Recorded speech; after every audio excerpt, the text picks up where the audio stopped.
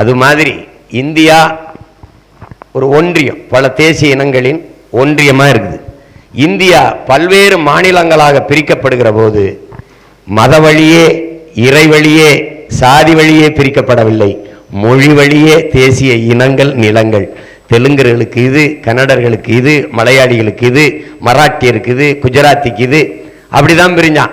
நீங்க நல்லா கவனிச்சுக்கணும், தமிழர்களுக்கு இந்த நாடு என்று தான் வந்தது. அதுல பார்த்துக்கிறங்க, முதல்ல குஜராத் மகாராஷ்டிரால தான் இருக்குது. மகாராஷ்டிரால தான் இருக்குது. 2 பேரும் இந்து தான். ஆனால் குஜராத் தனியா, எனக்கு என் மொழி குஜராத்தி, எனக்கு தனி மாநிலம் தான் என்று பிரிஞ்சான். இன்னைக்கு இங்கிலாந்துல இருந்து அயர்லாந்து பிரிஞ்சதுக்கு காரணம் என்ன? ஒரே மதம் தானே, ஒரே இறை தானே. இறைமகன் இயேசுவை எல்லாரும் வழிபட்டுக்கிட்டு தானே இருந்தாங்க. அப்போது அவன் என்ன சொன்னான்? உன் மொழி இங்கிலீஷ், என் மொழி ஐரிஷ். டிவேலராட்ட கேட்கிறான், அயர்லாந்து விடுதலைக்கு போராடிய புரட்சியாளன் டிவேலராட்ட, உனக்கு ஐரிஷ் மொழி வேண்டுமா, அயர்லாந்து நிலம் வேண்டுமான்னு கேட்டான். இவன் கேட்கும்போது அவன் சொன்னான், உலகத்தில் எங்காவது ஒரு ஓரத்தில் என் தாய் நிலத்திற்கு ஒரு ஈடான ஒரு நிலத்தை என்னால் பெற்றுக்கொள்ள முடியும். ஆனால் என் தாய்மொழி ஐரிஷுக்கு இணையான மொழியை உலகத்தினால் எங்கும் பெற முடியாது.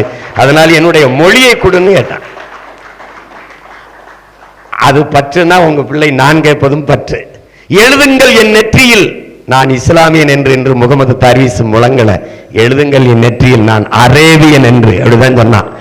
நாளை என் மார்க்கம் அழிந்து விடுமானால் அதை பார்க்க நான் இருக்க மாட்டேன், இன்றே அழிந்து விடுவேன் என்று சொல்லல அவார்மொழி கவிஞன் ரசூல் அம்சத்து. நாளை என் தாய்மொழி அழிந்து விடுமானால் அதை பார்க்க நான் இருக்க மாட்டேன், இன்றே அழிந்து விடுவேன், இறந்து விடுவேன் என்றுதான் சொன்னான். இதெல்லாம் பற்று என்றால் உங்கள் பிள்ளைகள் நாங்கள் சொல்வதும் பற்றுதான். உலக நாடுகள், ஐரோப்பிய கண்டம் முழுமைக்கும் பரவி வாழ்ந்தவர்கள் தமிழர்கள் தான் என்று ஹார்வர்ட் பல்கலைக்கழக பேராசிரியர் பெருமக்கள் டோனி ஜோசப்பும் ரிச்சர்டு மார்டினும் தன் ஆய்வு கட்டுரையிலே நிறுவுகிறார்கள். ஆசிய கண்டம் முழுமைக்கும் பரவி வாழ்ந்த ஒரு இனம்.